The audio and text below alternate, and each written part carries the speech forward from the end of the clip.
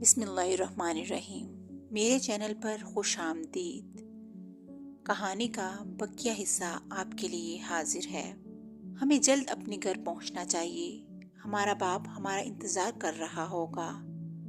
اور پھر جب وہ گھر پہنچے تو ان کا باپ انہیں دیکھ کر بہت خوش ہوا۔ اس نے باری باری سب بیٹوں کو گلے لگایا اور پیار کیا۔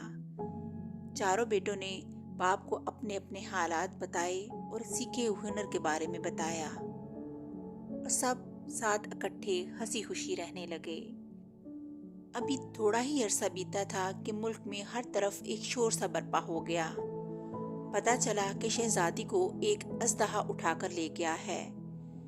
بادشاہ اپنی بیٹی کی جدائی میں بے حال ہو گیا اور اس نے اعلان کر دیا کہ جو شخص بھی میری شہزادی کو اژدہے سے چھڑا کر لائے گا، اس سے شہزادی کی شادی کر دی جائے گی۔ جیسے ہی یہ اعلان ان چاروں بھائیوں نے سنا، وہ ایک دوسرے سے کہنے لگے، ہمارے لیے اپنا اپنا ہنر آزمانے کا بہترین موقع ہے۔ چلو سب کوشش کرتے ہیں اور دیکھتے ہیں کہ ہم اس سلسلے میں کیا کر سکتے ہیں۔ ٹھیک ہے، تمہارے لیے بہترین موقع ہے۔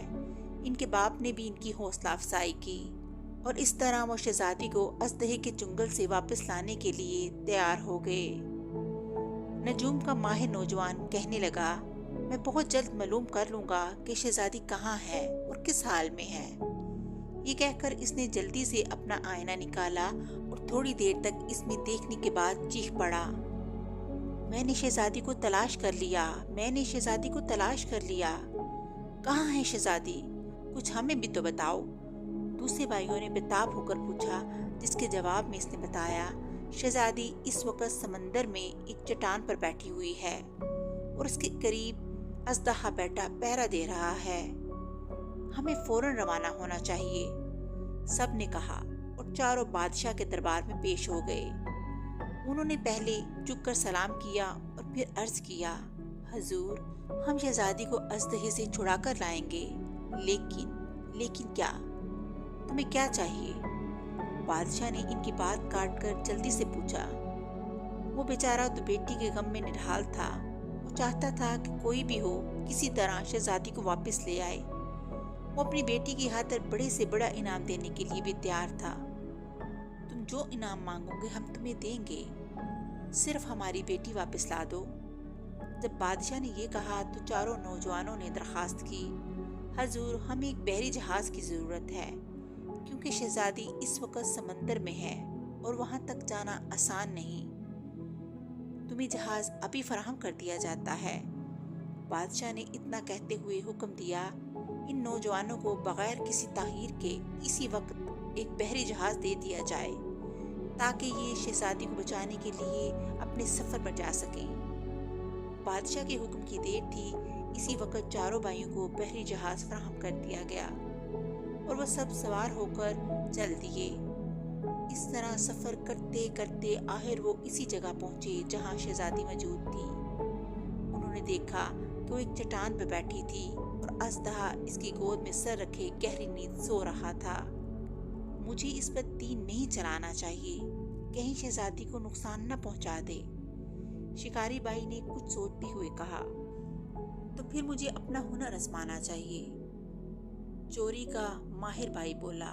ہاں ٹھیک ہے، اس وقت تمہارا ہنر ہی کام آ سکتا ہے، دوسرے بھائیوں نے اس سے اتفاق کرتے ہوئے کہا، اور ایک چھوٹی کشتی پر بیٹھ کر سمندر میں آگے بڑھتا ہوا اس چٹان تک پہنچ گیا جس پر شہزادی بیٹھی ہوئی تھی۔ جب وہ قریب پہنچا تو اس نے اشارے سے شہزادی کو خاموش رہنے کے لیے کہا اور پھر آہستہ آہستہ قدم اٹھاتا اس کے پاس چلا گیا۔ اس نے دیکھا اژدہا اس کی گود میں سر رکھے ہوئے گہری نیند سو رہا تھا اور شہزادی سہمی ہوئی بیٹھی ہوئی تھی۔ نوجوان نے اپنے ہنر کی مہارت دکھائی اور شہزادی کو آہستگی سے اژدہے کے نیچے سے نکال لیا اور اژدہے کو پتہ بھی نہ چلا، وہ اسی طرح سویا رہا۔ نوجوان شہزادی کو لے کر جلدی جلدی کشتی تک پہنچ گیا اور پیچھے سے آواز آئی جیسے بادل گرج رہے ہوں۔ اس دوران میں اژدہا نیند سے بیدار ہو گیا تھا، وہ بڑی تیزی سے ان کی طرف آ رہا تھا۔ اس وقت وہ اس قدر زور زور سے جھنکھاڑ رہا تھا کہ شہزادی کے اوسان ہتا ہوئے جا رہے تھے۔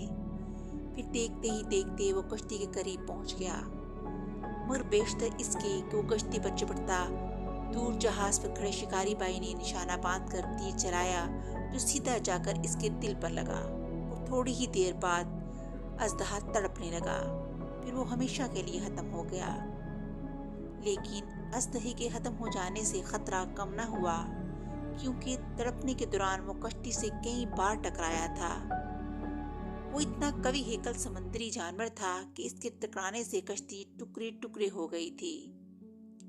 اس طرح اب نوجوان شہزادی کو ایک تختے پر بٹھا کر تیر رہا تھا۔ یہ دیکھ کر اس کا وہ ماہر بھائی جو درزی تھا تیرتا ہوا ان کے پاس آیا۔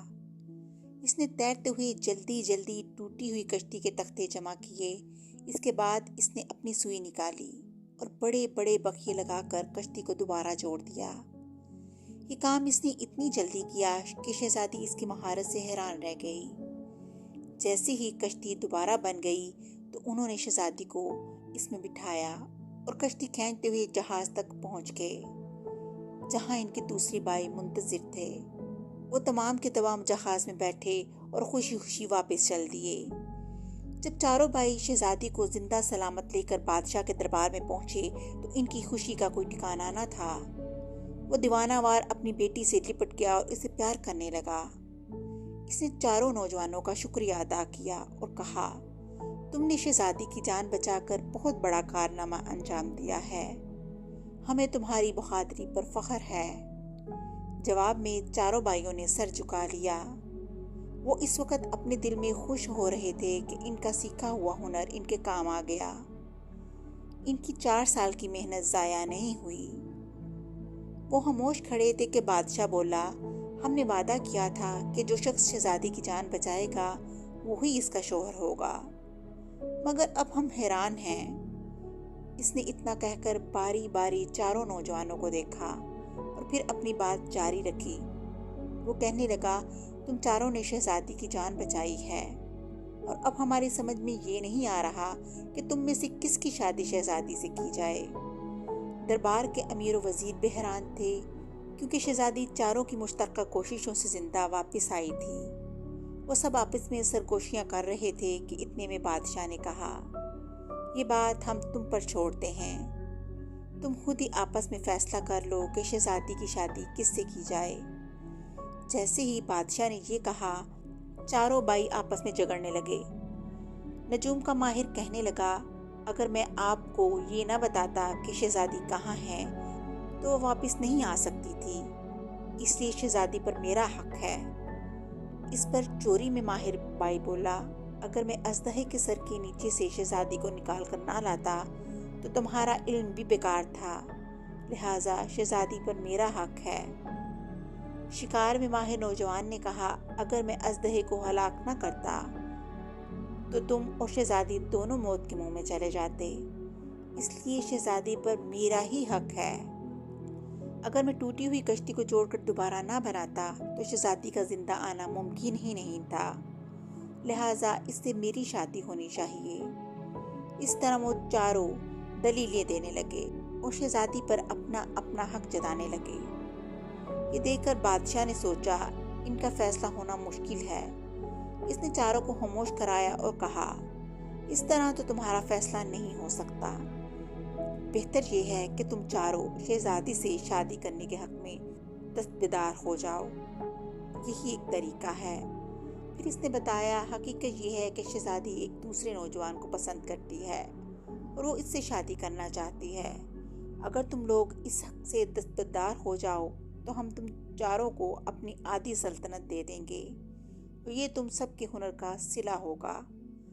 بادشاہ کی یہ بات سن کر چاروں بھائی سوچ میں پڑ گئے اور ایک دوسرے سے کہنے لگے، بادشاہ سلامت کی تجویز درست ہے، اس طرح ہم سب خوشحالی سے زندگی بسر کریں گے اور اپنے باپ کو بھی آرام پہنچائیں گے۔